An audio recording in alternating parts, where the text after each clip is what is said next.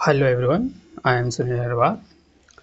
तो हम देख रहे हैं दोस्तों कि इतिहास का जो हमारा निःशुल्क एनसीईआरटी सीरीज चल रहा है, जिसमें हम अध्ययन कर रहे हैं। आज अध्ययन करने वाले हैं कक्षा 7 की एनसीईआरटी, जो हमारे अतीत पार्ट 2, जिसमें हम बात करेंगे चैप्टर 3 और 4 के। तो देखते हैं दोस्तों फिर आगे हम। तो ये है हमारा अतीत पार्ट 2 कक्षा 7। इसमें विषय सूची है, जिसमें कि हमने फर्स्ट चैप्टर और सेकंड चैप्टर कंप्लीट कर लिए हैं। अब बात करेंगे चैप्टर 3 और चैप्टर 4 के बारे में। चैप्टर 3 में क्या है कि दिल्ली के सुल्तान के बारे में अध्ययन करना है, और चैप्टर 4 में मुग़ल साम्राज्य के बारे में कि मुग़ल साम्राज्य किस तरह से यानी कि बना और किस तरह से मुग़ल साम्राज्य की स्थापना हुई। तो फिर इसके अंतर्गत देखते हैं हम सबसे पहले कि चैप्टर 3 में क्या है। तो इसमें है दिल्ली के सुल्तान, मतलब कि दिल्ली का सुल्तान कौन था। हमने चैप्टर 2 में देखा कि कावेरी डेल्टा के क्षेत्र में बड़े बड़े केंद्र बने गए थे। मतलब जो कावेरी नदी के किनारे, जो यानी कि बे ऑफ बंगाल का जो क्षेत्र है, जहाँ पर कावेरी नदी जाकर वहाँ पर डेल्टा का निर्माण करती है, वहाँ पर जाकर बड़े बड़े केंद्र बन गए। क्योंकि इसके यानी कि आपने गौर किया होगा कि चैप्टर 2 में देखा होगा। और इसकी राजधानी दिल्ली थी। मतलब कि यहाँ पर तो ये डेल्टा बना, इसी के आधार पर इसकी राजधानी क्या थी, वह दिल्ली थी। इसी वजह से दिल्ली के महत्वपूर्ण, जो कि 12वीं शताब्दी के उपलक्ष्य में बना। इसी के आधार पर देखते जाते हैं। फिर नज़र डालिए, पहले साम्राज्य कौन था। वह तोमर के सम्राट राजपूतों के काल में दिल्ली की साम्राज्य राजधानी बनी। मतलब कि राजपूत के काल में दिल्ली साम्राज्य की राजधानी बनी। इसमें 12वीं सदी के मध्य पर इसमें तोमरों के अजमेर के चौहान, जिसमें कि जिन्हें चाहमान के रूप में जाना जाता, किसको, चौहानों को चाहमान के रूप में जाना जाता था, ने परास्त किया। तोमरों के चौहान के राजकाल में दिल्ली की जो दिल्ली था, वह वाणिज्य का एक प्रमुख महत्वपूर्ण केंद्र बन गया था। कौन बन गया था? दिल्ली। इसमें बहुत सारे समृद्ध और जैन व्यापारी थे। मतलब कि इसमें बहुत सारे समृद्ध और जैन व्यापारी थे। यह केवल क्या बोलते हैं, मंदिर का निर्माण, जो व्यापारी थे उन्होंने क्या किया, मंदिरों का निर्माण करवाया। और यहाँ पर दहलीवाल कहे जाने वाले सिक्के, मतलब कि दहलीवाल कहे जाने वाले सिक्के का निर्माण या ढलवे काफ़ी, जो दहलीवाल कहे जाने वाले सिक्के का प्रचलन बहुत अधिक मात्रा में था। तो 13वीं सदी के आरंभ में दिल्ली सल्तनत की स्थापना हुई। जब जैसे 13वीं सदी प्रारंभ होती है, उसी समय दिल्ली सल्तनत साम्राज्य की स्थापना होती है। इसी आधार पर साथ साथ दिल्ली में एक ऐसी राजधानी बदल गई जिसका नियंत्रण उपमहाद्वीप में, जो दिल्ली एक राजधानी थी, वह एक ऐसी उपमहाद्वीप का केंद्र, जो बड़े बड़े केंद्रों का नियंत्रण में था। कौन? जो उपमहाद्वीपी तक फैला था। इसमें कि फिर नज़र डालें और उन 5 वंशों का पहचान कीजिए जो मिलाकर इससे मिलकर बने हैं, जिनमें पर इलाके पे हम आज दिल्ली के नाम से जानते हैं। इन सुल्तानों पर अनेक नगर बसाए गए। दहली कुहना, सीरी, जहाँपनाह की पहचानी, मतलब शहरी और जहाँपनाह को पहचानिए। तो इसमें देखते हैं दोस्तों, फिर फिरोज शाह कोटला जो दिल्ली में है और जहाँपनाह है, और फिर दहली कुंडार, खौम खाना, तुकरवदी अदाव और सैफुद्दीन सुल्तानी, जो इनके नाम हैं। अब देखते हैं दोस्तों इसमें कि हम राजपूत वंश, मतलब सबसे पहले आता कौन, तोमर। आरंभिक कब से हुआ इसका, 12वीं 1165 से, किसका, तोमर का। इसमें अंगनपाल था जो 1130 से 1145, चौहान था 1165 से लेके 1192 तक, पृथ्वीराज चौहान आए इसमें 1175 से लेके 1192 तक। और फिर आरंभिक तुर्की शासन कब से आरंभ हुआ, तुर्कों का शासन कब से आरंभ हुआ, ये हुआ 1206 से लेके 1290 तक, इसमें तुर्कों का शासन था। कुतुबुद्दीन ऐबक 1206 से 1200 मतलब मात्र कुतुबुद्दीन ऐबक जो था एक ऐसा शासक था जो मात्र 4 साल ही इसने शासन किया था। फिर श्यामुद्दीन इल्तुतमिश, यह इसने 1210 से लेके 1236 तक मतलब कि 26 साल इसने शासन किया। फिर इसके बाद आते कौन, जो कि सबसे पहली महिला शासक थी कौन, रजिया सुल्तान, जिनका शासनकाल सिर्फ 4 वर्ष का था। कितना था, सिर्फ 4 वर्ष, मतलब कि 1236 से लेके 1240 तक, 4 साल तक ही इनका शासनकाल था। फिर आए कौन, गियासुद्दीन बलबन, जिसका कि 1266 से 1287 ईस्वी तक इनका शासनकाल चलता। फिर इल्तुतमिश का ये इल्तुतमिश ने ये मकबरा बनवाया।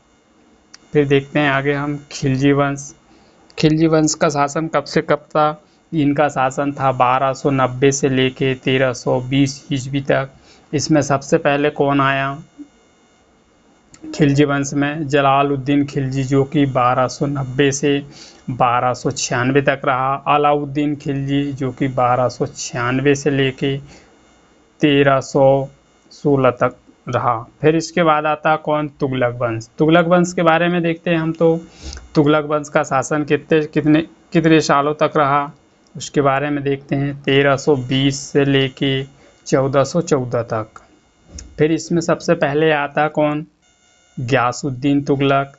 इनका शासनकाल कब से रहता, 1320 से लेके 1324 तक, मात्र 4 साल का इनका शासनकाल रहता। किसका, गियासुद्दीन तुगलक का। फिर आते हैं मोहम्मद बिन तुगलक, जो कि 1324 से लेके 1351 तक, मतलब इनका अच्छा काफ़ी शासन रहता, बहुत देर तक शासन, कई सालों तक इनका शासन चलता रहता। कब तक, मात्र 27 साल तक, किनका, मोहम्मद तुगलक का। फिर आते कौन, फिरोज शाह तुगलक। फिरोज शाह तुगलक का शासनकाल कब से रहता है, कब से इनका रहता है, 1351 से लेके 1388 तक, मतलब कि 37 साल इन्होंने भी शासन किए। किन्होंने, फिरोज शाह तुगलक ने। फिर इसके बाद आते हैं फिर सैयद वंश। सैयद वंश का शासन कब से कब तक रहता है, सैयद वंश का शासन 1414 से लेके 1451 तक इनका शासनकाल रहता। फिर इसके अंतर्गत कौन आते हैं, खिसखां। खिसखां कब का शासनकाल कब से कब तक रहता है, 1414 से लेके 1421 तक खिसका का शासनकाल रहता है। फिर आप देख लीजिएगा ये अलाई दरवाज़ा उस टाइम पे किस तरीके से ये अलाई दरवाज़ा का निर्माण करवाया था। फिर देखते हैं लोधी वंश। लोधी वंश का शासक 1451 से लेके 1526 तक, मतलब लोधी वंश का काफ़ी लंबा शासनकाल रहता है, जिसमें से सबसे पहले आते हैं इनमें लोधी वंश की स्थापना किसने की थी। इसमें इसके अंतर्गत देखेंगे हम, इसकी संस्थापक थे बहलोद लोधी। कौन थे, बहलोद लोधी। का शासन कब से रहता है, 1451 से लेके 1489 तक, जिसमें इसकी फिरोज शाह तुगलक का मकबरा, जो दिल्ली के सुल्तान थे, कौन, फिरोज शाह तुगलक का ये मकबरा है। तो इसी के शासनकाल के अंतर्गत अब देखते हैं हम आगे। अब देखते हैं दोस्तों कि दिल्ली के सुल्तान के बारे में हम क्या जानकारी मिलती है। किसके बारे में, दिल्ली के सुल्तान के बारे में, कि हमको कौन कौन सी जानकारी प्राप्त है। सबसे पहले देखते हैं इसमें हम, हालांकि अभिलेखों, सिक्के और स्थायी के भवन के निर्माण कला के माध्यम से काफ़ी सूचना मिलती है। जो स्थापित कला है और पात्रों के माध्यम से हमें काफ़ी सूचना मिलती है, मगर यह महत्वपूर्ण इतिहास तारीख एक वचन, तारीख बहुवचन, सुल्तानों के शासनकाल की भाषा जो कि फारसी भाषा में लिखे गए थे। तो फारसी भाषा में जो चीज़ भी लिखी गई थी उनके बारे में बतलाते हैं। तो फिर इसमें देखते हैं तो तारीखें, लेखक है, सचिव है, प्रशासक है, कवि है, दरबारी यहाँ जैसे अनेक लोग इसमें सुनिश्चित होते हैं। एक घटनाओं का वर्णन भी करते थे और शासकों को प्रशासन सलाह भी देते, मतलब जो घटना है उनका वर्णन भी करते थे और जो शासक शासन कर रहा था उनको सलाह का भी काम करते थे, जो न्याय संगत शासन के महत्वपूर्ण बल देते थे। अब देखते हैं इसमें आगे हम पांडुलिपि के कारण, किन कारणों से पांडुलिपि प्रचलित थी। इसमें लिखा है कि कागज तैयार करना, लेखन कार्य करना, महत्वपूर्ण शब्दों का अनुच्छेद और ध्यान आकर्षित करने के लिए सोने का पिघला का प्रयोग करना, मतलब सोने को जो पिघला देते हैं और उसको पिघला के इसका प्रयोग करते हैं। जिल्द और करना। आगे देखते हैं, क्या आपको लगता है कि न्याय चक्र राजा और प्रजा के बीच संबंध समझाते थे? समझाने के लिए उपयुक्त जो शब्द दिए गए उनका प्रयोग। तो इसने दिया सबसे पहले न्याय चक्र 13वीं सदी के इतिहासकार कौन थे? फारूकी मुदबिर ने लिखा। क्या लिखा इसने लिखा कि राजा का काम सैनिक के बिना नहीं चलता, मतलब जो राजा का जो शासक जो कार्य करता है उसका कार्य बिना सैनिक के कार्य संपूर्ण हो ही नहीं सकता, क्योंकि सैनिक के बिना तो राजा अधूरा है ना।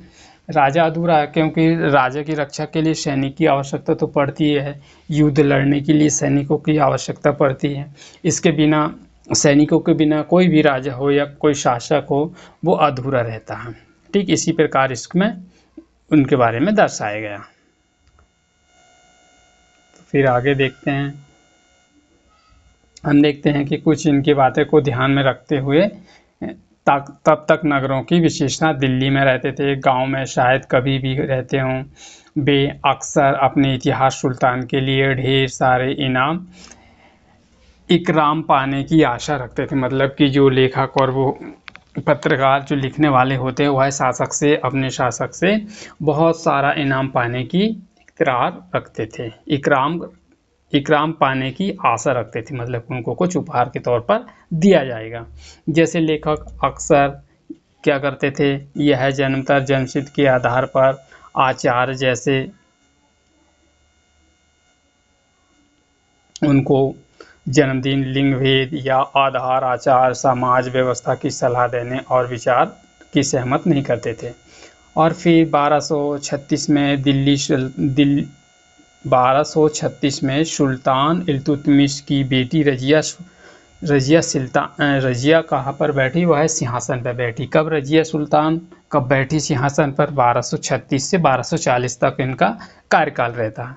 इसी बीच युग का इतिहास मिनहाज ए सिराज की ने स्वीकार किया, वे अपने सभी भाइयों अधिक योग सक्षम थे, लेकिन फिर भी उन्होंने एक रानी को शासक बनाया।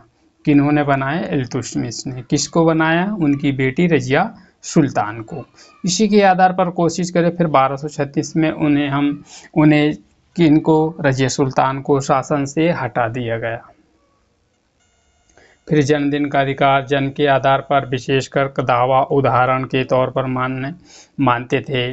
फिर इसमें व्यक्तियों को खास परिवार को जन्म देने के कारण ही अधिकार विरासत में मिलते थे। फिर इसमें लिंग भेद थी। लिंग भेद मतलब कि स्त्रियों और पुरुषों के बीच में सामाजिक बीच संबंध अंतर था। आमतौर पर यह तर्क अलग अलग था। फिर आमतौर पर अलग अलग था, स्त्रियों की तुलना श्रेष्ठ होती थी। रजिया के बारे में मिराज सिराज के विचार, मतलब रजिया सुल्तान के बारे में मिहाज ए सिराज के क्या विचार थे? तो जिन्होंने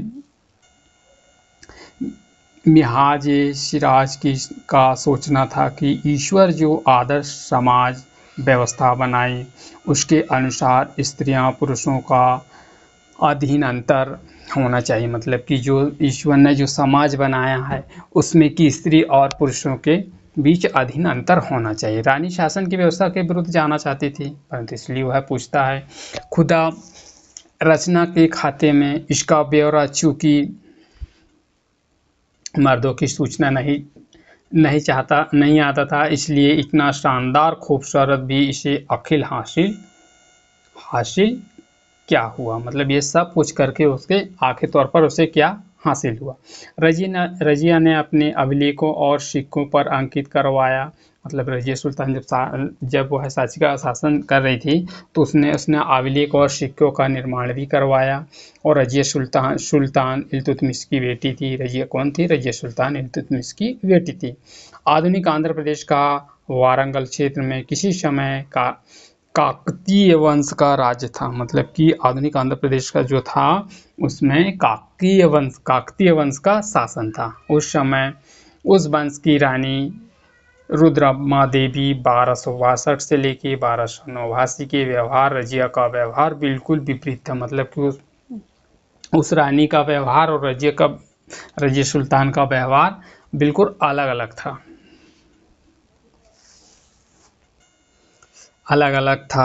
वह रोमप्पा देवी ने अपने अभिलेखों पर अपना नाम पुरुषों जैसे लिखवाकर अपने हाथों पर कश्मीर की रानी दीदेत्ता 980 से लेकर 1003 के उनका नाम दीदी बड़ी बहन से निकला। जाहिर है प्रजा ने अपने प्रिय रानी को यह स्नेह भरा संबोधन किया। मिहाजे विचार पर अपने व्यक्ति को इस प्रकार लगता है कि रजिया के विचार किस प्रकार के थे। तो इसके अनुसार स्त्री और शासक बनना इतना कठिन नहीं था, मतलब जो स्त्री जो होती है वह शासन कार्य करने के लिए शासक बनना इतना कठिन क्यों है। तो इसमें फिर देखते हैं दिल्ली के विस्तार पर गौरी सिंह शहर का साम्राज्य। इस तरह से दिल्ली का प्रशासन हुआ और गौरी सिंह साम्राज्य का प्रारंभ। फिर इसमें भीतरी प्रदेश किसी शहर या बंदरगाह के आसपास के इलाके में जो शहर के लिए वस्तुओं का और सेवा का आदान प्रदान करते थे, मतलब कि वस्तुओं को एक स्थान से दूसरे स्थान ले जाने के लिए पूर्ति करते थे। गैरिसन शहर में किलेबंदी बसाव जहाँ सैनिक रहते, मतलब कि वह किलेबंदी करते थे जहाँ पर सैनिक और उनके बसाव या सैनिक रहते थे। फिर 13वीं सदी के आरंभ में दिल्ली के सुल्तानों का शासन के तौर पर गैरिसनों का रक्षा सैनिक टुकड़ियाँ के निवास के लिए महत्वपूर्ण किलेबंदी या शहरों पर शायद कभी फैला होगा शासनों के संबंध में, लेकिन उनसे दूर भीतरी प्रवेश जो भीतर के प्रदेश थे उनका नियंत्रण किस प्रकार करें और उनका किस प्रकार से जो सामग्री है उनको रसद या व्यापार में लूटपाट पर निर्भर, मतलब कि जो रसद व्यवहार का जो अंतर्गत इसमें जो भी लूटपाट पर निर्भर रहते, मतलब जो भी कार्य करते थे वह लूटपाट के माध्यम से ही किया करते थे। दिल्ली के सुदूर बंगाल और सिंध गैरिसन जैसे शहरों का नियंत्रण बहुत ही कठिन था। बगावत युद्ध यहाँ तक कि खराब मौसम में भी उनसे संपर्क करने के नाजुक या फिर छिन्न भिन्न हो जाते, मतलब कि जो एक दूसरे से संपर्क करने के लिए भी वह छिन्न भिन्न हो जाते। शासन अफगानिस्तान से जो आने वाले हमलावर थे, मतलब कि जो अफगानिस्तान से जो लोग आते थे वह हमला करने के लिए किसमें? भारत में। तो उस समय सूबेदारों के बराबर चुनौती मिलती थी, मतलब जो सूबेदार लोग थे उनको बराबर पूर्ण रूप से उनको चुनौती मिलती थी। जो कि जरा भी कमजोर अभ्यास करते थे उन्हें विद्रोह या झंडा खड़ा कर देते थे, मतलब कि जो उनके विपरीत कार्य करते थे तो उनको विद्रोह या झंडा खड़ा कर देते। तो इन चुनौतियों के चलते ही सल्तनत बड़ी मुश्किल में से किसी भी तरह से अपने आप को बचाने के लिए ताकत कौन थे? गयासुद्दीन बलबन थे। गयासुद्दीन बलबन के शासनकाल में यह और विस्तार अलाउद्दीन खिलजी और मोहम्मद तुगलक के शासनकाल से अलग था। तो फिर सल्तनत की भीतरी सीमा, मतलब सल्तनत है तो उसकी भीतरी सीमा के अंतर्गत जो भी उनका लक्ष्य रहता था वह गैरीसन शहरों और उनकी पृष्ठभूमि के भीतर भीतर मतलब कि ये शहर, इस शहर के भीतर भीतर वह पूरी रक्षा का कार्य करते थे। मतलब कि किस तरह सैनिक को रखना है, कहाँ रखना है। और जैसे इसके अंतर्गत आप देखेंगे कि जो गंगा वाला क्षेत्र है और फिर ये यमुना वाला जो भी क्षेत्र आता है उसके अंतर्गत उसमें कैसी सुरक्षा प्रदान करना है, और किस तरह शिकारी संग्रह के चरवारों और पर्यायवासी को, मतलब कि वहाँ पर्यायवासी मतलब कि वहाँ पर रहने वाले जो भी लोग होंगे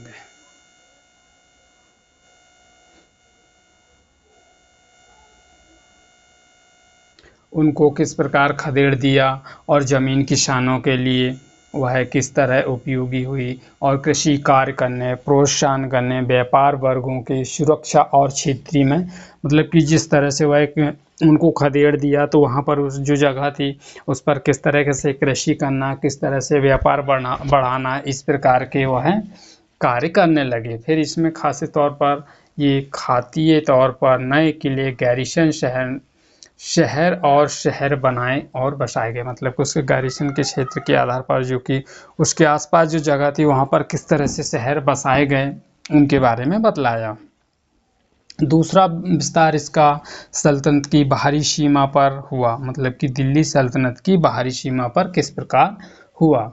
अलाउद्दीन खिलजी के शासनकाल में जैसे दक्षिण भारत के करके सैनिक अभियान के रूप में देखा शुरू किया, और अभियान मोहम्मद तुगलक के समय में सीमा पहुँचे, और इन अभियानों से सल्तनत सेना भी हाथी, घोड़े, गुलाम, मतलब उनके पास जो हाथी थे, घोड़े थे और जो मूल्यवान धातुएं थी उन पर कब्जा कर लिए। फिर दिल्ली की सेना शुरुआत अपेक्षा मतलब कि जो कहने का मतलब ये हुआ कि जो दिल्ली की सेना है वह शुरुआती तौर पर बहुत ही कमज़ोर थी। वह 150 वर्ष के बाद मोहम्मद तुगलक के राजकाल में के अंत और उपमहाद्वीप में एक ऐसी क्षेत्र जिसके अभियान के अंतर्गत आ चुका था। इसमें वस्तुओं का सेवा प्रदान और परास्त किए गए शहरों पर कब्जा कर लिया। मतलब जो शहर जो उनसे हार जाते थे उन शहरों पर कब्जा कर लिया, और इसके बाद सूबेदार और प्रशासक मुकदमे में जो फैसला जो सूबेदार और जो प्रशासक होते थे उनको जो मुकदमा चलता था उनमें जो फैसला आता था उसको साथ ही किसानों से कर वसूला जाता। मतलब कि जो सूबेदार और प्रशासक जो किसानों के विरुद्ध जो मुकदमा चलता था उसमें जो जीत जाता था तो वह सरकार जो उनको किसानों मतलब किसानों को जो कर के रूप में उन्हें जो फैसला आता तो उसके आधार पर कर के रूप में उन्हें वसूला जाता था। किनसे? किसानों से कर के रूप में। तो लेकिन इनसे विशाल क्षेत्र पर इनका नियंत्रण भी सीमा तक ही प्रभावित, मतलब कि इनका जो विशाल क्षेत्र है कि मान लीजिए कि ये शहर है, इसके अंतर्गत जो बाउंड्री और जो राजा हैं तो वह इसके अंतर्गत ही वो अपना कर वसूलेंगे। इससे बाहर वह कर वसूली का कार्य नहीं कर सकते थे, क्योंकि उनकी ये अलग अलग सीमा है। मतलब कि आपकी सीमा यहाँ तो आपकी सीमा इसके आधार पर आप ही कर वसूलेंगे, इससे ज़्यादा वह कर नहीं वसूलेंगे, क्योंकि वो क्षेत्र जो है वह क्षेत्र उनके अंतर्गत नहीं आता था, किनके जो राज्य शासन कर रहे थे। तो फिर इसके बीच में देखते हैं फिर जैसे कि इसमें दिखलाया गया है कि 12वीं सदी के आखिर दशक में बनी कुव्वत अल इस्लाम मस्जिद तथा उसमें उसकी मीनारें, जहाँ पर मस्जिद दिल्ली के सुल्तान द्वारा जो मस्जिद है वह दिल्ली के सुल्तान द्वारा बनाए गए हैं। और इसमें सबसे पहले शहर थे इतिहास के शहर दिल्ली का कहना है, और मस्जिद के इल्तुतमिश और अलाउद्दीन खिलजी और विस्तार तौर पर मीनार 3 कुतुबुद्दीन ऐबक, इल्तुतमिश और फिरोज शाह तुगलक में के द्वारा बनवाई गई। ये तीनों शासक ने मिलकर इस मस्जिद का निर्माण करवाया था। जैसे कि इसमें देखते हैं कि मस्जिद यह अरबी शब्द है। मस्जिद के कौन सा शब्द है? अरबी शब्द है, जिसका अर्थ ऐसा जहां सुल्तान अल्लाह की आराधना करते। इसका अर्थ यह है कि सुल्तान जो होता है वह सिर्फ ईश्वर की आराधना में सजदा रहता है, घुटने तथा माथा टेकता है। और फिर जामा मस्जिद या मस्जिद जामी या जामी होती है, जहाँ पर अनेक मुसलमान एकत्र होकर साथ साथ नमाज पढ़ते हैं। नमाज की रस्म के लिए सारे नमाजियों में से सबसे अधिक सम्मानीय और विद्वान पुरुष को इमाम नेता के रूप में चुना जाता है, और इमाम शुक्रवार को नमाज के दौरान धर्मोपदेश सुतवा भी होता है, मतलब कि धर्मोपदेश के आधार पर इनका एक सुतवा भी होता है, किसका, नमाज पढ़ना। नमाज के दौरान मुसलमान मक्का की तरफ मुंह करके खड़े होते हैं। जब मुसलमान नमाज पढ़ते हैं तो वह मक्का की तरफ मुंह करके खड़े होते हैं, तथा भारत में मक्का पश्चिम की ओर पड़ता है, जो मक्का की ओर यह किबला कहा जाता है, मक्का को किबला भी कहा जाता है। इसमें एक सवाल बन सकता है दोस्तों कि जो मक्का है, मक्का को क्या कहा जाता है, तो आपको याद रहना चाहिए कि मक्का को किबला भी कहा जाता है। क्या कहा जाता है, किबला। तो फिर इसमें बेगमपुरी मस्जिद, यह मुस्लिम मोहम्मद तुगलक के राज्यकाल में दिल्ली में उसकी नई राजधानी जो जहांपनाह विश्व की शरणस्थली की मुख्य मस्जिद के तौर पर बनाई गई, जो कि मानचित्र में दर्शाया गया। ये मस्जिद है जिसके बारे में, इसके मानचित्र के बारे में, इसी के बारे में बतलाया गया।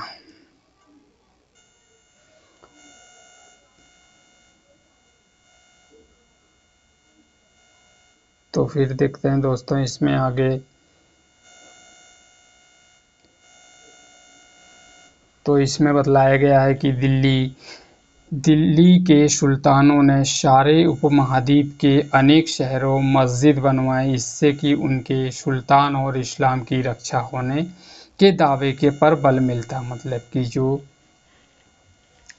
सुल्तान है मस्जिद को इसलिए बनवाए क्योंकि उनके दावे को बल मिलता है। समान आचार संहिता और आस्था का पालन करने वाले श्रद्धालुओं कौन थे, श्रद्धालु थे जो कि परस्पर एक समुदाय में जुड़े हुए थे, मतलब कि एक गुट के रूप में यह रहते थे, मतलब एक बहुत बड़ा समुदाय होता था, जो कि मोट की मस्जिद सिकंदर लोदी ने के शासनकाल में इसके मंत्री द्वारा बने। मतलब कि मूट की जो मस्जिद है वह है सिकंदर लोदी के शासनकाल में उसके द्वारा सिकंदर लोदी के शासनकाल में उसके मंत्रियों के द्वारा बनवाई गई। बोध का बोध उत्पन्न करने में भी मस्जिद सहायक थी। एक समुदाय का अंग होने इसके बोध का प्रबल करना जरूरी था, क्योंकि मुसलमान अनेक भिन्न भिन्न प्रकार के पृष्ठियाँ के अंतर्गत आते हैं। इसमें की चित्र जमाली की मस्जिद 1520 के दशक में आखिर के दिनों तक निर्मित थी। इसको चित्र 3, 4, 5 की तुलना के आधार पर इसकी समानता असमानता को निकालिए और निकालने की कोशिश कीजिए, और 3 और 4, 5 में स्थापत्य की उस परंपरा का विकास दिखाई देता है जिसमें की चरम सीमा दिल्ली के मस्जिद और इसमें के अध्ययन के बारे में दिखलाया गया। जैसे कि अब देखते हैं दोस्तों, दिल्ली और तुगलक वंश के अंतर्गत प्रशासन और समाकन नज़दीक से एक नज़र में क्या होता है। जैसे कि दिल्ली सल्तनत के विशाल साम्राज्य में के समेकन के लिए विश्वसनीय सूबेदार प्रशासकों की जरूरत थी। दिल्ली के आरंभिक सुल्तान विशेषकर कौन थे, इल्तुतमिश सामंतों जमींदारों के स्थान पर एक विशेष प्रकार के गुलाम सूबेदार नियुक्त करना अधिक पसंद करते थे। कौन नियुक्त करना अधिक पसंद करते थे, इल्तुतमिश। किनको, गुलाम सूबेदार को। तो इन गुलाम पारसी पर को बंदगा कहा जाता। तो इसमें एक सवाल बन सकता है यहाँ की, गुलामों को क्या कहा जाता था। तो इसमें क्या कहा जाता था, गुलामों को फारसी में क्या कहा जाता था, गुलामों को फारसी में क्या कहा जाता था, बंदगा।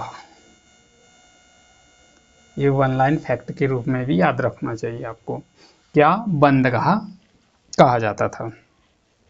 इन्हें सैनिक सेवा के तौर पर खरीदा जाता था, मतलब सैनिक के जो ये लोग जो रहते थे उनको सैनिकों के तौर पर खरीदा जाता था, और उन पर कुछ महत्वपूर्ण राजनीतिक पदों पर भी काम करने के लिए बड़ी सावधानी से प्रशिक्षित किया जाता था। किनको, जिन लोगों को वह खरीदते थे राजा, उनको बड़ी सावधानी पूर्वक उन्हें प्रशिक्षित किया जाता था, क्योंकि पूरी तरह से अपने मालिक पर निर्भर रहते थे। मतलब कि जो उनको खरीदता था वह पूर्ण तरह किस पर, मालिक पर निर्भर रहते थे। इसीलिए सुल्तान की विश्वास करके उन पर निर्भर हो सकते थे, मतलब सुल्तान उन पर विश्वास करके उन पर निर्भर रहते थे।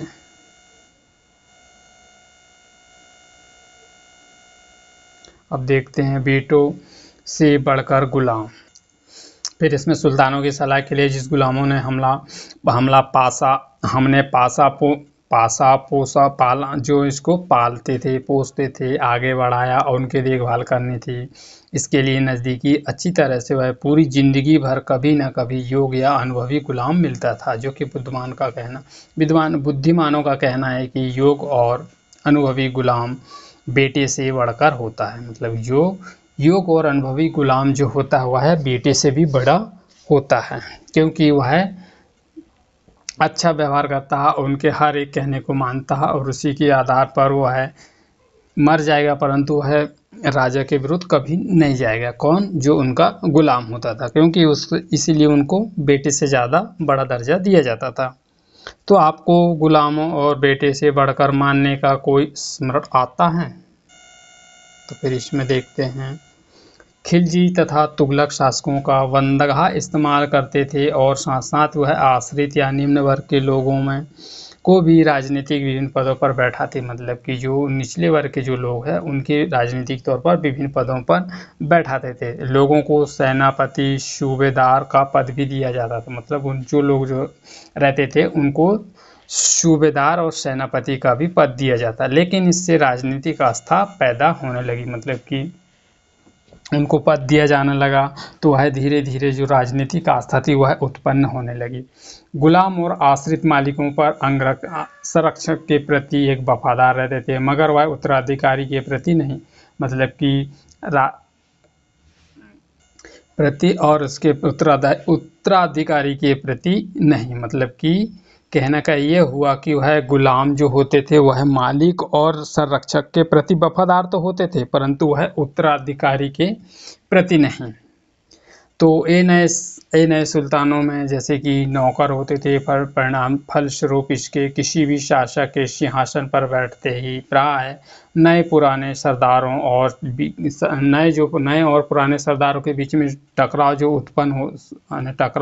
शुरू होता था। वह सल्तनतों के द्वारा ही निचले तबके के संरक्षण किए जाने के कारण उच्च वर्ग के कई लोग गहरे धक्का से, मतलब कि जो ऊंचे वर्ग के जो लोग होते थे उनको बहुत ही गहरा धक्का लगता था, जिसके कारण फारसी तवारीख के लेखक निचले खानदान के लोगों ऊंचे पद पर बैठने से दिल्ली सुल्तान का उल्लेख हुआ, जिसमें कि आश्रित किसी भी व्यक्ति के संरक्षक के बारे में बतलाया गया। जैसे कि दोस्तों अब देखते हैं कि इसमें कि सुल्तान मोहम्मद तुगलक के अधिकारी जन्म, मतलब सुल्तान मोहम्मद तुगलक के कौन कौन अधिकारी थे। सुल्तान मोहम्मद तुगलक के अजीज खुमार नामक एक कवाल थे। कौन थे? अजीज खुमार नामक कौन थे? ये कवाल थे। शराब बनाने और बेचने वाला फिरोज हंजाम नामक नाई कौन था? फिरोज हंजाम नामक नाई, जो कि मनका तबका नामक बावर्ची, जो लट्टा तथा पीरा नामक मछलिया को ऊंचे प्रशासनिक पदों पर बैठाया जाता था। 14वीं शताब्दी के मध्य में इतिहासकार जियाउद्दीन कौन थे? वर्णी। कौन? 14वीं शताब्दी के अध्ययन इतिहासकार कौन थे? वर्णी, जियाउद्दीन वर्णी ने इन नीतियों के उल्लेख का राजनीतिक विवेक, नशा और शासन के करने की अक्षमता के उदाहरण के रूप में किया। इसके अंतर्गत आप देखेंगे कि अखिल ख्याल से वनी सुल्तान की क्या आलोचना की थी। तो फिर इसमें आगे देखते हैं। तो पहले शासकों के सुल्तान खलजी की कौन थे? खलजी और तुगलक शासकों के बीच सेना नायक के भिन्न भिन्न आकार में, मतलब कि अलग अलग तरह से यह इलाकों सूबेदारों की नियुक्ति करते थे। फिर इक्ता वसूल जो कि नियुक्ति करते थे उन्हें क्या कहा जाता था? जो नियुक्ति करते थे उन्हें क्या कहा जाता था? उनको इक्ता कहा जाता था। क्या कहा जाता था? इक्ता। जो कि उन्हें संभालने वाले अधिकारी इक्ता या मुक्ति भी कहते थे, जिन्हें क्या कहा जाता था? इक्ता और मुक्ति भी। इक्तादार को क्या कहते थे? वह मुक्ति भी कहते थे। क्या? मुक्ति भी कहते थे। और फिर इसी पर मुक्ति फर्ज सैनिक अभियानों के नेतृत्व में शुरू करने वाले वक्ता कानून की व्याख्या रखना और सैनिक की सेवा में बदले भी सैनिक जो सेवा देते थे उनके बदले में उन्हें क्या देते? वह है वेतन के रूप में मुक्ति अपने इलाके राजस्व वसूल, मतलब कि जो अपने इलाके के अंतर्गत जो राजस्व इलाके के अंतर्गत जो भी आते थे उनसे क्या करते थे? वह राजस्व वसूली करते थे। राजस्व के रूप में मिली हुई रकम को वह सैनिक तनख्वाह के रूप में देते थे। मतलब जो राजस्व से वसूली करते थे तो उनको सैनिक को वह तनख्वाह के रूप में मासिक वेतन दिया करते थे, जिसमें कि मुक्ति लोगों को काबू करना, सब्ज करना, तारीख करना, उनका वंश परंपरा के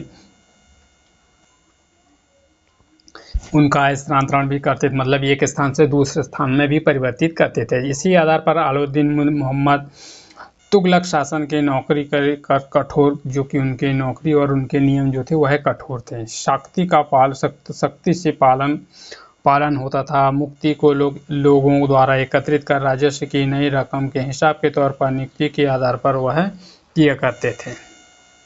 फिर जब दिल्ली के सुल्तान शहरों के आंतरिक इलाकों पर अपने अधिकार लाए तो उन्होंने भूमि स्वामित्व के सामंत के अमीर जमींदारों और उनसे सत्ता चुकाने वाले आगे की ओर बाध्य कर दिया। मतलब कि जो सत्ता के आगे चलने वाले थे वह उनको आगे झुकने में बाध्य थे, उन्हें मतलब कि उनको बाध्य कर दिया गया। फिर अलाउद्दीन खिलजी के शासनकाल में भू राजस्व के निर्धारण में वसूली करने के कारण में अपने नियंत्रण पर जो वसूली के कार्य थे उनको अपने नियंत्रण पर ले गए और बल्कि स्वयं ही चुकाने लगे। वाद्य ने सुल्तान शासकों की जमीन पैमाइशी और इसके हिसाब से सावधानी पूर्वक कुछ पुराने सामंत और जमींदारों निर्धारण कर वसूली के तौर पर किया करते थे। यह समय 3 प्रकार के थे। कृषि, जिसे कि खराज और किसानों के उपज पर 50%, मतलब कि जो कृषक और फसल उत्पादन पर करते थे वह कितना था? 50% था। मवेशियों कर तथा घरों का भी टैक्स देना पड़ता था। याद रखना जरूरी है कि यह उपमहाद्वीप काफ़ी बड़ा था। मतलब कि उपमहाद्वीप जो था वह काफ़ी बड़ा था। दिल्ली के सुल्तान और अधिकार से बाहर थे। दिल्ली की बंगाल जैसे सुल्तान नियंत्रण कठिन और दक्षिण पर विजय प्राप्त कर लिए थे।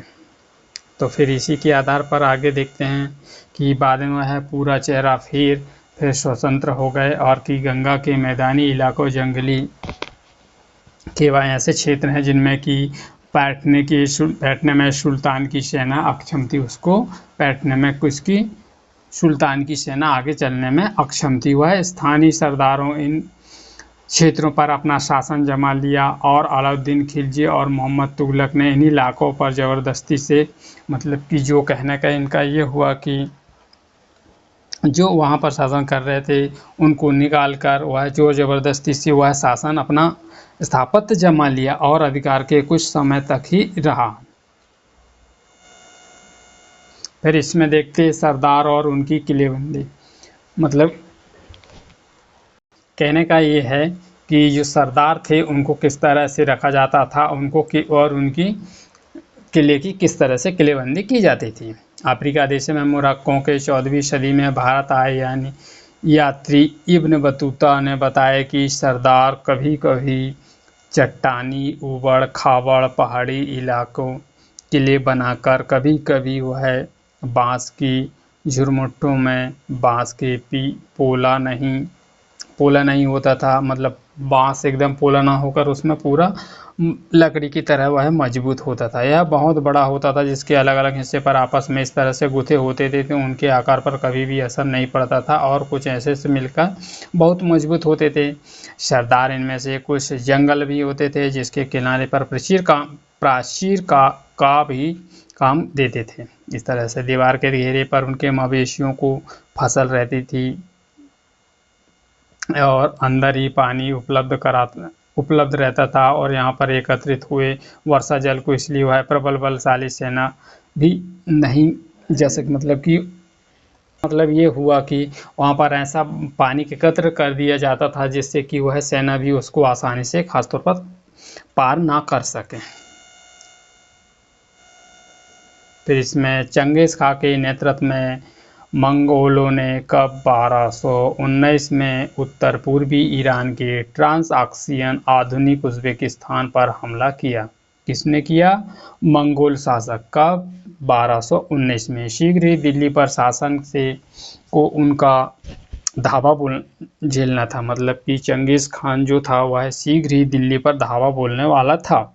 तो अलाउद्दीन खिलजी और मोहम्मद तुगलक के शासनकाल में आरंभिक में दिल्ली पर मंगोलों के धावे पड़े। जो कौन कौन थे? मोहम्मद तुगलक और अलाउद्दीन खिलजी, ये दोनों शासक थे। जब तो इनके शासनकाल में ही कौन आया था? चंगेज खान ने धावा बोला था। तो फिर स्थानीय सेना पड़ी, जिसमें विशाल सेना का संभालना प्रशासन पर भारी चुनौती थी। आइए देखें कि सुल्तानों के इन चुनौतियों का कैसा सामना किया। फिर देखते हैं इसमें कि सुल्तान कौन कौन थे। अलाउद्दीन खिलजी, मोहम्मद बिन तुगलक। तो इसमें 2 बार हमले हुए। कब? 1299 से 1300 के बीच में, 1302 से 1303 के बीच में इनका सामना करने के लिए अलाउद्दीन खिलजी एक विशाल स्थायी सेना खड़ी थी। तो फिर इसमें देखते हैं कि मोहम्मद तुगलक के शासन के प्रारंभ में ही हमला हो गया। मतलब जैसे ही मोहम्मद तुगलक अपना शासन में बैठा था, तो उसी समय पर उसके शासनकाल में ही हमला हो गया। मंगोल सेना परास्त हुई और मोहम्मद बिन तुगलक की अपनी सेना पर संसाधनों पर इतना विश्वास था कि वह ट्रांसऑक्सियन पर आक्रमण की योजना बना ली और स्थायी सेना लेकर तैयार करना उसका आक्रमण का पहला कदम था। किसका? मोहम्मद तुगलक का। तो फिर इसमें अलाउद्दीन खिलजी के अपने सैनिकों के लिए शीरी नामक एक नया गैरिशियान शहर बसाया, जिसमें हमने मानचित्र फर्स्ट के शहर में ढूंढे। फिर इसमें नया गैरिशियन शहर बसाने के लिए दिल्ली के चार शहर बक्से पुराने दिल्ली कोहने और निवासियों को खाली करवाया और वहां पर सैनिक के छावनी बना दी। मतलब कि वहां पर जो लोग रहते थे उनको निकाल दिया गया और फिर वहां पर सैनिकों की छावनी बना दी गई और पुराने शहर निवासियों को दक्षिण में बनी राजधानी को कहाँ फैलताबाद भेज दिया गया। कहाँ भेज दिया गया? फैलताबाद। और फिर इसमें देखते हैं सैनिकों के भेंट करने की समस्या, भरने की समस्या और गंगा यमुना के भीतर पूरी तरह भूमि का कर, खेती पैदावार इकट्ठी और इसी के आधार पर 50% से अधिक हिस्सा था। इसमें खिलौने के तौर पर खेलने के लिए खाद्यान्न इकट्ठा करना, सैनिकों को विशाल और ज़रूरतों पूर्ति सुल्तान के अतिरिक्त भी लगाए गए। फिर इसमें देखते हैं सैनिकों के वेतन को भी देना पड़ता, मतलब कि उनके पास जो सैनिक थे उनको जो कार्य कर रहे थे उनको भी वेतन देना पड़ता था। और फिर इसमें मोहम्मद तुगलक ने भी सैनिकों को नगद वेतन देता था, और लेकिन वह कीमती नियंत्रण करने के लिए जगह जगह पर वह टोकन का भी प्रयोग करता था। कौन? मोहम्मद तुगलक। फिर अलाउद्दीन खिलजी के शासनकाल में काफ़ी सफल रहा, मतलब इसका अलाउद्दीन का प्रशासनिक कदम काफ़ी सफल रहा। और इतिहासकार कीमतों में बाजार वस्तुओं को सुलता के आपूर्ति के शासनकाल का बहुत ही प्रशंसा की। मंगोलों के आक्रमण खतरे से आसानी सफलतापूर्वक सामना किया था। किसने? अलाउद्दीन खिलजी ने। मोहम्मद तुगलक का द्वारा उठाए गए प्रशासनिक कदम बेहद असफल रहे। मतलब जो मोहम्मद तुगलक था, जो उसने जो प्रशासनिक तौर पर जो कदम उठाए थे बहुत ही असफल रहे। कश्मीर पर उनका आक्रमण विफल हो गया। उसने तूफान पर हमला इरादा छोड़ दिया और फिर विशाल सेना लेकर हार, मतलब कि वो हार गया, तो उसने विशाल सेना लेकर फिर सेना का भंग हो गया। उसकी जो विशाल सेना थी वह धीरे धीरे करके क्या हो गई, वह तितर बितर हो गई, मतलब कि बिखर गई, अलग अलग तरह से कदम उठाए और फिर उसने परेशानियां का सामना पैदा हो गया है। और किसके ऊपर, मोहम्मद बिन तुगलक के। फिर दौलताबाद ले गया और फिर वहाँ से बहुत सारे नज़ारे थे, जो कि करों, बद्री, गंगा यमुना के दोआब वाले विद्युत रूप से जनता बगावत आई और मोहम्मद बिन तुगलक का अनंत टोकन में वापस लेनी पड़ी।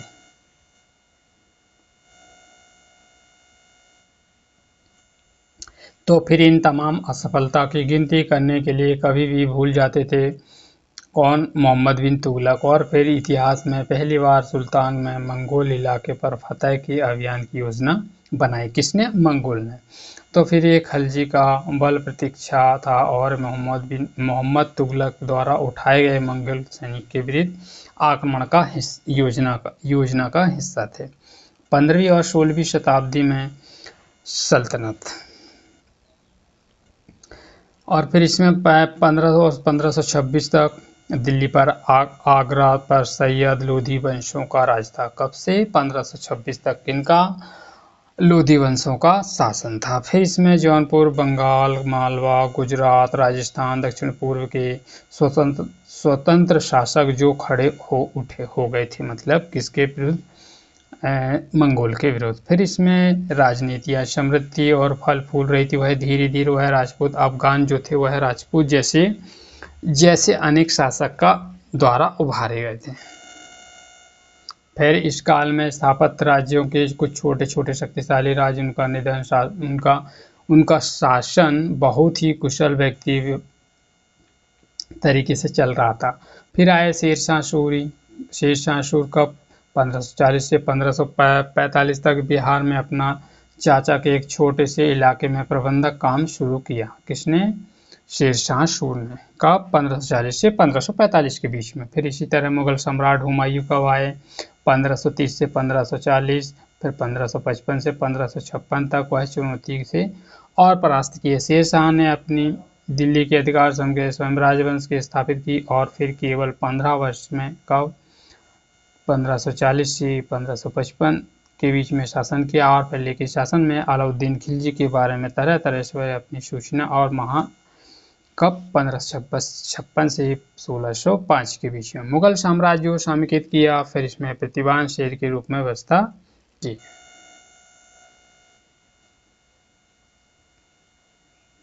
तो फिर इसमें कुछ श्रेणियां दी गई हैं, जिस श्रेणियों के बारे में 3 श्रेणियां हैं। कौन कौन सी हैं, तो इसमें बात करते हैं कि 3 श्रेणियां कौन कौन सी है। इसमें ईश्वर शांति, नाइट और धर्म युद्ध। ये 3 श्रेणी के बारे में शताब्दी में 11वीं शताब्दी के अंत में अनुसार यह विभाजित की गई। प्रार्थना करने वाले वर्ग, युद्ध करने वाला धर्म वर्ग और खेती करने वाला वर्ग, जिसमें तीनों वर्गों को अलग अलग विभाजन करके ईसाई धर्म का समर्थन प्राप्त था और इन पर अनेक तरह से वह ईसाई धर्म के समाज के प्रति करते थे और फिर भी अपने प्रभाव को दृढ़पूर्वक सहायता मिलती थी। और इस तरह से योद्धा को समाज उभरा और फिर नाइट कहा जाता, मतलब कि जो समाज उभरा उन्हें क्या कहा जाता था, नाइट कहा जाता। क्या, नाइट। फिर ईसाई धर्म के कुछ प्रमुख संरक्षक जो अपनी ईश्वरी शांति अवधारणा जैसे प्रसार या प्रयोग करता था, वह नाइट अपेक्षा की जाती थी कि वह धर्म ईश्वर से समर्थन और अपने करने में कोशिश रहती थी और वह अपनी लड़ाई से भिन्न तरीके से याद करते थे। वह विमुख कब्जा धर्मयुक्त परिणाम स्वरूप सैनिक अभियान एक श्रृंखला में चले, जिसे क्रूसेड धर्म कहा गया। ईश्वर की इस धर्म की में मतलब कि ईश्वर ने ईश्वर की जो धर्म की सेवा है में किए और अभियानों के नाटों की हैसियत पूरी तरह बदल गई। मतलब जो नाटे थे वह धीरे धीरे करके उनकी हैसियत क्या हो गई, बदल गई। कौन की, नाइटों की। फिर इस तरह से वह पहले नाइटों की गिनती कुलीनों में नहीं होती थी, फिर फ्रांस में 11वीं सदी के अंत तक जर्मन और उसके सदी के बाद योद्धा के दिन ये हीन अतीत के भुला दिया। फिर 12वीं सदी से इनका अद्भुत काल हो शुरू, कुलीन वर्ग के लोग नाइट कहलाने लगे। फिर देखते हैं इसमें कुछ याद करें कि अलाउद्दीन खिलजी मोहम्मद तुगलक के शासनकाल में एक किसान और आप सुल्तान द्वारा लगाए कर नहीं चुका सकते थे, आप क्या करोगे। तो फिर इन्हें याद करते हैं कि दिल्ली से पहल किसने राजधानी स्थापित की। दिल्ली में पहले पहल किसने राजधानी स्थापित की थी। दिल्ली के सुल्तानों के शासनकाल में प्रशासन की भाषा क्या थी। किसके शासन के दौरान सल्तनत में सबसे बड़ा विस्तार हुआ। इब्न बतूता किस देश से भारत आया था, वह कहाँ से आया था, आपको पता होगा, हमने याद किए हैं। इब्न बतूता आया था, कहाँ से आया था, मोरक्को से। फिर इसमें देखते हैं चक्र के आधार पर इसमें कि दिल्ली सल्तनत की भीतरी शहरी और सीमा पर आप क्या समझते हैं। और फिर इसमें फिर बताएं मुक्ति कर्तव्य का पालन करने पर सुनिश्चित करने के लिए कौन कौन से कदम उठाए गए हैं, इनके बारे में देखना। और फिर इब्न तारिक, गैर्सियन, मंगोल, लिंग, तो आप देख लीजिएगा इनको सवालों को और कोशिश करना कि आंसर दें। तो दोस्तों इस तरह से हमारा पार्ट इस चैप्टर 3 कंप्लीट हुआ। और अब देखते हैं हम आगे चैप्टर 4 की। चैप्टर 4 में क्या है। चैप्टर 4 में हम पढ़ेंगे मुग़ल साम्राज्य कि मुग़ल साम्राज्य किस तरह से हुआ और किस तरह से इसका साम्राज्य स्थापत्य हुआ। किसके बाद जैसे कि आपने देखा कि मध्यकालीन में किसी भी शासक में भारतीय उपमहाद्वीप जैसे बड़े क्षेत्रों पर जहां लोगों की सांस्कृतिक इतनी विभिन्नता शासन की अत्यंत कठिन थी। मतलब कि लोगों की जो शासन थी बहुत ही अत्यधिक कठिन थी, मतलब कोई भी कार्य करने के लिए अनुमति नहीं थी। पूर्ववर्ती विपरीत मुगलों के एक साम्राज्य स्थापित और पूरा करना कार्य किया, जिस पर केवल छोटे अवधि के लिए संभव जान पड़े। 16वीं सदी के उत्तरार्ध में इन्हीं दिल्ली आगरा विस्तार राज शुरू किया गया। 17वीं शताब्दी में लगभग संपूर्ण अधिकार स्थापित हो गए। उन्हें हम डलवे प्रशासन ढांचे, जो कि उनका प्रशासन था, उनका ढांचे किस प्रकार से था, शासन संबंधी विचार लागू हुए, इसके आधार पर पतन टिके। और ऐसी राजनीतिक धरोहर जो कि उपमहाद्वीप के पश्चात आने वाले विभिन्न तरीके से अछूत वर्गों के लिए वह प्रशासन प्रधानमंत्री स्वतंत्रता दिवस के मुगल शासकों का निवास स्थान दिल्ली लाल किले पर प्राचीन राष्ट्रध्वज का आरोपण करते थे। जैसे कि इसमें बताया गया है कि दिल्ली के लाल किला के बारे में। फिर आगे देखते हैं कि इसमें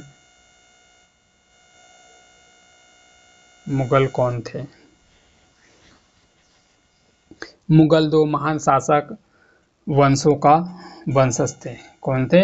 2 मुगल शासक वंशज थे। माता की ओर से वे मंगोल शासक चंगेज खां, जो चीन से मध्य एशिया के लोग जो भागों में राज करते थे, उत्तराधिकारी थे। पिता की ओर से ईरान, इराक के वर्तमान तुर्की शासक तैमूरलंग, जिसकी मृत्यु 1404 में हुई और वंशज थे और यह, परंतु चंगेज खान ने अपने मुगल साम्राज्य को कहलवाया परंतु वह मंगोल कहलवाना पसंद नहीं करते थे। कौन? मुगल। इनको मंगोल कहलवाना पसंद नहीं करते थे। ऐसा इसलिए क्योंकि चंगेज खान से जुड़ी हुआ स्मृति व्यक्ति के नरसंहार, क्योंकि चंगेज खान जो था वह बहुत ही भयानक नरसंहार करता था। स्मृति मुगल शासकों की प्रतिमा उज़्बेकों बेगों के संबंधित थी। दूसरी तरफ मुगल तैमूर वंशज होने पर भी गर्व का अनुभव करते थे। ज़्यादातर इसलिए वह लोग वो महान पूर्वज का 1398 में दिल्ली पर कब्जा कर लिया। क्या चित्र में दिखाए गए मुगल राजस्व का जन्म सिद्ध अधिकार के रूप में करते थे कौन? तैमूर। चित्र तैमूर के 19 मुगल सम्राटों के चित्र के माध्यम से तैमूर, उनके दाहिने ओर पुत्र मीर शाह। कौन था दाहिने ओर? कौन? पुत्र मीर शाह। प्रथम मुगल सम्राट बाबर का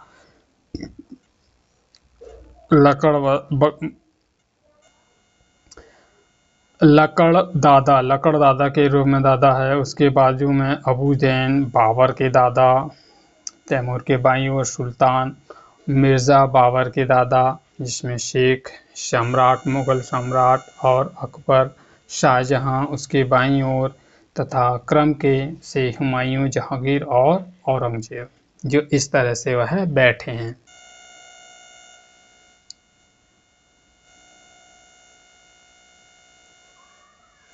फिर इसमें देखते हैं कि अपने वंशावली के प्रदर्शन चित्र बनवाकर मुगल साम्राज्य तथा तैमूर के साथ अपना चित्र बनवाया। और देखिए कि तैमूर के मुगल वंश में किस तरह से वह तस्वीर प्रस्तुत हुई। मुगल साम्राज्य के सैन्य अभियान, जैसे कि हम मुगल साम्राज्य के सैन्य अभियानों से हमें 1526 से 1530 के बीच में हुआ। 1494 से परगना राज का उत्तराधिकारी है, जो केवल 12 वर्ष का था। कौन? परगना के उत्तराधिकारी के रूप में जाना किसे? वह केवल 12 वर्ष का था। मंगोलों के शासक में उज्बेकों पर आक्रमण के कारण वह गद्दी पर छेड़ी और वह बड़े भटकाने लगे और 1504 में कब्जा कर लिया। और फिर 1526 में दिल्ली के सुल्तान इब्राहिम लोदी ने पानीपत में उसे हराया, फिर हराकर उस पर आगरा पर कब्जा कर लिया। हालांकि हम मुगलों के प्रमुख सैन्य अभियानों को दिखाया गया, जिसमें कि सैनिक किस प्रकार चल रहे हैं और हाथी चल रहे हैं, और फिर उसमें राजा बैठे, राजा जो सैनिक के तौर पर बैठे हैं, उस पुनरावृत्ति को दर्शाया गया है। गौर कीजिए कि अफगान मुगल सत्ता पर तत्कालिक के रूप में जाने जाती थी। फिर इस प्रकार तोपों को लेकर, भालों को लेकर ये कहाँ पर थे? बीजापुर और गोलकुंडा के अधिग्रहण क्षेत्रों के रूप में दक्कन के युद्ध का अंत हुआ 16वीं शताब्दी के तौर पर। युद्ध में बारूद तकनीकी 14वीं शताब्दी द्वारा लाई गई अन्य आग्नेयास्त्रों या आग्नेयास्त्रों के इनका प्रयोग सबसे पहले कहाँ किया गया? गुजरात, मालवा और दक्कन प्रदेशों में हुआ, जो कि आरंभिक में 16वीं शती पर बाबर द्वारा इसका प्रयोग किया गया। जैसे कि चित्र में इसमें 16वीं शताब्दी के युद्धों और तो गोलाबारी का पहली बार इस्तेमाल किया बाबर। इनका पानीपत की पहली लड़ाई इसका महत्वपूर्ण अंग है। अब देखते हैं इसमें दोस्तों कि मुगल सम्राट का प्रमुख अभियान और घटनाएं, मतलब कि उनके द्वारा कौन कौन से अभियान किए गए और उनमें से कौन कौन सी घटना। इसमें सबसे पहले देखते हैं कि बाबर का शासनकाल 1526 से 1530 में। 1526 में पानीपत के मैदान में इब्राहिम लोदी एवं अफगान समर्थकों ने हराया। 1527 में खानवा में राणा सांगा और राजपूत राजाओं के भी समर्थन को हराया, उनके जो समर्थक थे उनको हराया। 1528 में चंदेरी में राजपूतों को हराया और इनकी मृत्यु से पहले दिल्ली आगरा मुगल पर नियंत्रण स्थापित हो गया। किसमें? बाबर के। अब देखते हैं इसमें कि सबसे पहले हुमायूं का शासनकाल कब रहा? 1530 से 1540 या 1555 से 1556 तक। हुमायूं अपने पिता की वसीयत के अनुसार जायदाद का बंटवारा किया। उनके पिता कौन? अकबर। उनके पिता कौन थे? बाबर। बाबर ने जो उनकी वसीयत थी, जिसके आधार पर हुमायूं ने वसीयत के आधार पर उसका जायदाद का बंटवारा किया। भाइयों के प्रांत में उसके भाई, भतीजा, कामरान और महत्वाकांक्षाओं के कारण हुमायूं अपने अफगान प्रतिद्वंदियों के समर्थक में फीका पड़ गया। शेर खां ने हुमायूं को 2 बार हराया। कब? 1539 में चौसा और 1539 में चौसा में, 1539 में कहाँ चौसा में, और फिर 1540 में जो कन्नौज के युद्ध में उसे ईरान की ओर हराया। तो वो हार गया कौन, हुमायूं, तो उसको ईरान की ओर जाने के लिए मजबूर हुआ। ईरान में हुमायूं की सफाविद शाह से मदद ली और फिर उसने की 1555 में दिल्ली पर पुनः कब्जा कर लिया। मतलब कि वो हार के तो चला गया था, जाने के बाद वहाँ कहाँ गया, वो ईरान की ओर भाग गया। फिर वहाँ जाकर उसने फिर सेना संगठित की, फिर आकर उसने फिर दिल्ली पर आक्रमण किया। आक्रमण करने पर वह जीत गया और फिर से उसने दिल्ली पर कब्जा कर लिया। फिर आता है अकबर का शासनकाल।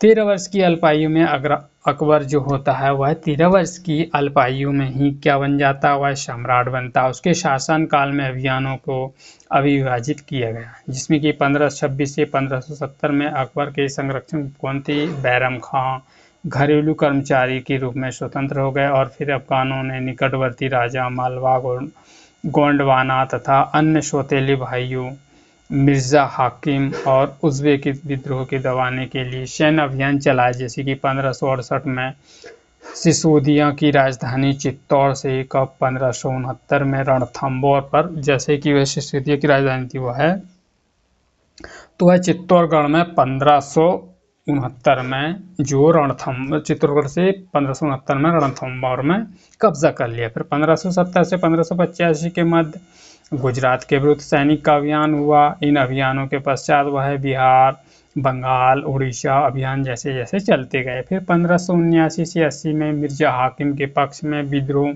जटिल हो गया। फिर 1585 से 1605 तक मध्य अकबर का साम्राज्य विस्तार हो गया। उत्तर पश्चिमी अभियानों के द्वारा जो चलाए गए अभियान थे उसमें सफाविदों को हराकर कांधार पर कब्जा किया। किनको हराकर, सफाविदों को हराकर फिर वह धीरे धीरे करके वह कहाँ पर, कांधार पर कब्जा कर लिया। कश्मीर को भी जोड़ लिया। और फिर हाकिम की मृत्यु के पश्चात काबुल को उसने अपने राज्य में मिला दिया। जैसे हाकिम की मृत्यु हो जाती है उसके आधार पर उसने फिर जो काबुल था उसे अपने राज्य में मिला लिया। फिर दक्कन में अभियानों की शुरुआत हुई, जैसे कि खानदेश, अहमदनगर के कुछ हिस्सों में राज्य का मिला, जिसमें कि शासन के अंतिम वर्षों में अकबर की सत्ता राजकुमार सलीम विद्रोह के कारण लड़ाई गई। सलीम आगे चलकर सम्राट जहांगीर कहलाया। कौन, सलीम जो था वह आगे चलकर क्या कहलाया, सम्राट। अब देखते हैं हम जहांगीर के बारे में। कब से कब तक, 1605 से लेके 1627 तक जहांगीर ने अकबर के सैन्य अभियानों को बढ़ाया। जहांगीर जो था वह अकबर के जो सैन्य अभियान थे उसे आगे बढ़ाया। मेवाड़ के सिसोदिया में शासक अमर सिंह और उनके मुगल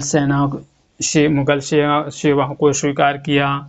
और इसके बाद सिखों को अहूम कर अहमदनगर के खिलाफ अभियान चलाए।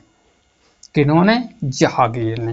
फिर जहांगीर के शासनकाल अंतिम वर्ष में राजकुमार खुर्रम, कौन था उनका शासक, राजकुमार खुर्रम सम्राट कहलाया। फिर यह विद्रोह किया। फिर जहांगीर की पत्नी नूरजहां ने शाहजहां को हाशिए पर धकेलने के प्रयास किए, फिर वो भी असफल रहे। कौन, शाहजहां, किसको, जहांगीर को है हाशिए पर धकेलने के लिए भी असफल रहे। फिर शाहजहां 1627 से लेके 1658 तक। कौन, शाहजहां।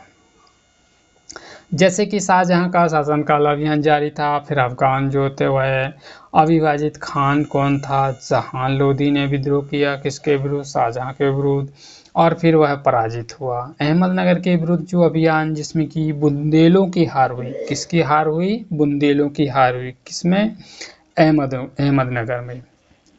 फिर इसमें ओरछा पर कब्जा कर लिया। वह जैसे जैसे धीरे धीरे चलता गया, बुंदेलों को हराया, फिर वहां पर जाकर वह ओरछा पर कब्जा कर लिया। फिर उत्तर पश्चिम में बक्सा बल्ख कब्जा करने के लिए उज़्बेकों के विरुद्ध अभियान हुआ, परंतु वह असफल रहा। परिणाम स्वरूप कांधार सफाविदों के हाथ पर चला गया। जो कांधार जो था वह धीरे धीरे करके वह सफाविदों के हाथों पर चला गया, क्योंकि वहाँ असफलता मिली तो वह जो कांधार था वह सफाविदों के हाथ में चला गया। फिर आया कौन 1632 में अंततः अहमदनगर में मुगलों का राज्य फिर से मिला और फिर बीजापुर की सेना में सुलह कर निवेदन किया।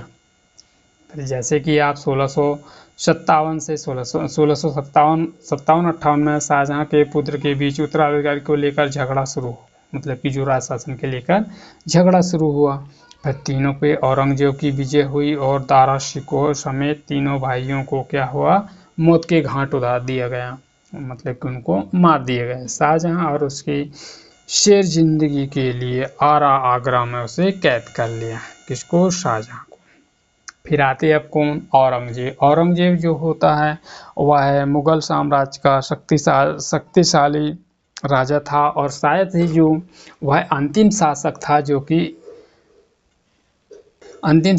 जिससे कि वह अपनी स्थापत्य स्थापित की थी, जिसमें कि आप देखेंगे कि 1663 में उत्तर पूर्व में अहोम की पराजय हुई। किसकी हुई? अहोम की। कब? 1680 में से पुनः विद्रोह कर दिया और उत्तर पश्चिमी यूसुफजई और सिखों के विरुद्ध अभियानों की आस्था असफल रही। मारवाड़ के राठौर राजपूतों मुगल खिलाफ हो गए, विद्रोह कर दिया और इस कारण से वह आंतरिक राजनीतिक उत्तराधिकारी के मामले में हस्तक्षेप करने लगे। वह धीरे धीरे वह सरदार शिवाजी के विरुद्ध मुगल अभियान आरंभ जो था वह सफल, धीरे धीरे करके वह सफल होने। औरंगजेब ने शिवाजी का अपमान किया और शिवाजी आगरा पर स्थित मुगल कैद खाने से भाग निकले। कौन? शिवाजी। किसने कहा शिवाजी को कैद किसने करवाया था? शिवाजी को कैद किसने करवाया था? औरंगजेब ने। परंतु वो कैद होते हुए भी शिवाजी जो थे वह अपनी कैद से किसकी कैद से? औरंगजेब की कैद से वह बाहर निकलकर चले गए। फिर औरंगजेब ने के विरुद्ध वह युद्ध छेड़ दिया। फिर मराठों के दक्खनों पर वह ईरानियों सहयोग मिला। अंततः वह सफाविद ईरान भाग गया। कौन? सफाविद जो था वह ईरान चला गया। अकबर के विद्रोह के पश्चात औरंगजेब के दक्कन के शासकों के विरुद्ध सेना भेजी। दक्कन में जो शासक रहते थे उनके विरुद्ध उन्होंने क्या भेजी? सेना भेजी। और फिर 1685 में बीजापुर और 1687 में कहाँ पर? गोलकुंडा को मुगलों पर अपने राज्य में मिला लिया। और फिर 1698 में औरंगजेब ने दक्खन के मराठों और छापामार पद्धति का प्रयोग कर रहे थे, इसके विरुद्ध फिर वह अभियान स्वयं को औरंगजेब और उत्तर भारत में यह जाटों के रूप में सतनामियों, उत्तर पूर्व अहोमों, दक्कन मराठाओं विद्रोही का सामना करना पड़ा। मृत्यु के पश्चात उत्तराधिकारी के रूप में शुरू हुआ। जैसे कि बतलाया गया है इस मैप में आप देखेंगे, ये हुआ काबुल, कांधार, श्रीनगर, कश्मीर 1586 में, लाहौर है, पंजाब है, पानीपत है, दिल्ली है, अंबर है, मथुरा है, आगरा है, फतेहपुर सीकरी है, सिंध है, अजमेर है, चित्तौड़गढ़ 1568 में, फिर गुजरात 1572 में, रणथंभौर 1569 में, मालवा 1561 में, इलाहाबाद है, फिर पटना 1574 में है, फिर बांग्ला है 1574 में, गोंडवाना, उड़ीसा, बरार, फिर अहमदाबाद, फिर आया कौन? बीजापुर 1685 में, गोलकुंडा 1681 में। तो इस तरह से उनका शासन इन राज्यों में शासन करते थे। फिर आए कौन? उत्तराधिकार के मुगल की परंपरा, मतलब कि क्या परंपरा थी मुगलों की? मुगल श्रेष्ठ का नियम विश्वास नहीं करते थे, जिनमें कि श्रेष्ठ पुत्र अपने पिता पुत्र उत्तराधिकारी होता था। उनका कहना था कि जो ज्येष्ठ पुत्र है वही पिता का उत्तराधिकारी होता था। उत्तराधिकारी श्यामा शहदायाद की मुगल के तैमूर कौन थे? तैमूर वंश की प्रथा अपनाते थे और जिसमें उत्तराधिकारी का विभाजन समस्त पुत्रों पर कर दिया जाता, मतलब राजा के जितने पुत्र हैं उनको उनका जो राज क्षेत्र था वह समस्त पुत्रों पर बांट देते थे। फिर इस तौर पर रंगीन विद्वानों के जरिए मुगल साम्राज्य राजकुमारों और विद्रोहियों के जुड़े थे। प्रमाणों पर गौर कीजिए कि इनके अनुसार उत्तराधिकारी का कौन सा सही तरीका ज्येष्ठाधिकार या सहायत था। तो आप देखेंगे कि मुगलों के अन्य शासकों के संबंध, मुगल अन्य शासकों से किस प्रकार संबंध रखते थे। मुगल शासक ने शासकों के विरुद्ध लगातार अभियान किए जिन्होंने उनकी सत्ता का स्वीकार करने से इनकार कर दिया। जो उनकी सत्ता को स्वीकार करते थे उनको स्वीकार करने से इनकार कर दिया। मुगल शक्तिशाली हो गए, अन्य शासकों ने भी स्वेच्छा से उनकी सत्ता को स्वीकार कर लिया। और फिर इसमें राजपूत इसका अच्छा उदाहरण है। सैनिकों के मुगल सैनिकों पुत्रों विवाह करके उच्च पदों पर नियुक्त करते थे और कई विद्रोह भी किए। इसमें देखेंगे कि राजपूतों के साथ ही मुगलों की शादियां, राजपूत जो थे वह किस तरीके से मुगलों से शादी करते थे। जहांगीर की मां कछवा की राजकुमारी थी। जहांगीर की मां कहाँ थी? कछवा की राजकुमारी थी। वह अंबर वर्तमान जयपुर के राजपूत शासक की पुत्री थी। शाहजहां की मां एक राठौड़ राजकुमारी थी। कौन थी? राठौड़ राजकुमारी थी। वह मारवाड़ जोधपुर के राजपूत शासक की पुत्री थी। देखते हैं आगे कि मेरवाड़ में सिसोदिया राजपूत के समय तक मुगलों की सत्ता को स्वीकार करने से इनकार कर दिया। किसने? सिसोदिया ने। सिसोदिया वंश था, उन्होंने मुगलों की सत्ता को स्वीकार करने से इनकार कर दिया। परंतु वह जब वह हारे तो मुगलों के हाथ वह सम्मानी व्यवहार के लिए किया गया। पर उनकी जहांगीर थी। फिर जहांगीर के पतन पर जहांगीर के वापस कर दी गई और पराजित हुए, परंतु अपमानित न करने के बीच सावधानी बनाए गए। परंतु वह इसी की वजह से मुगल भारत के अनेक शासकों को सरदारों पर अपना प्रभाव पाए, यानी कि उनका जो प्रभाव था वह बढ़ पाया था। किसका? सरदारों के प्रति। किसका? मुगलों का। फिर संतुलन ही हमेशा बरकरार कठिन था, मतलब कि एक प्रकार से संतुलन बना रहे उसका होना बहुत ही कठिन था। तो फिर इस तरह से वह शिवाजी मुगल सत्ता को स्वीकार करने आए और औरंगजेब ने उनका अपमान किया और अपमान कर उनको परिणाम हुआ। क्या परिणाम हुआ? आप देखेंगे कि मनसबदार और जहांगीर जैसे साम्राज्य में विभिन्न क्षेत्रों में सम्मिलित होते थे, वैसे वह तरीका से उसी तरह से वह समाज में शुरू ज़्यादातर सरदार जो थे वह तुर्की तुरानी थे। कौन थे? सरकारी तुरानी थे। और ईरानियों के वह मुसलमानों, अफगानों, राजपूतों, मराठा आदि सम्मिलित थे, जो कि मुगल सेना के नौकरशाह मनसबदार कहलाते थे।